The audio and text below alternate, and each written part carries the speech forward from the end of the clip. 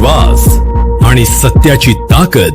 MB news, आपली बातमी, आपलं सत्य. 43 डिग्री तापमान, मे महिन्याचं रणरणतं ऊन आणि अवघ्या 45 फुटांवर लागलं जीवनदायी पाणी. होय, ही सुखद बातमी आहे परळीतून. परळीतील नियोजित मराठा भवनच्या जागेवर आज विंधन विहिरीचे काम करण्यात आले. निसर्गानेही या पवित्र भूमीला भरभरून आशीर्वाद दिलाय. विशेष म्हणजे या विहिरीतील पाण्याची पातळी सतत वाढत आहे. भविष्यात या ठिकाणी होणाऱ्या विविध सामाजिक आणि सार्वजनिक उपक्रमांसाठी हे पाणी खूप मोठा आधार ठरणार आहे. हा केवळ जलस्रोत नाही, तर मराठा समाजाच्या स्वप्नांना मिळालेली नवी ऊर्जा आहे. भव्य मराठा भवनाच्या उभारणीसाठी निसर्गाने दिलेला हा अत्यंत आशादायी आणि सकारात्मक कौल आहे. नियोजित मराठा भवनाच्या जागेवर गुरुवारी विंधन विहिरीचे काम हाती घेण्यात आले होते.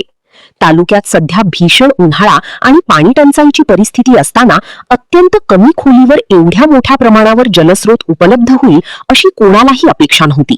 मात्र अवघ्या 45 फुटांवर पाण्याचा मोठा प्रवाह सुरू झाला. विशेष बाब म्हणजे या विहिरीतील पाण्याची पातळी सातत्याने वाढत आहे.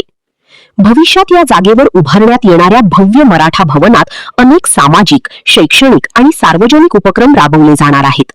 या सर्व उपक्रमांसाठी आणि येणाऱ्या नागरिकांसाठी हा जलस्रोत खूप मोठा आधार ठरणार आहे.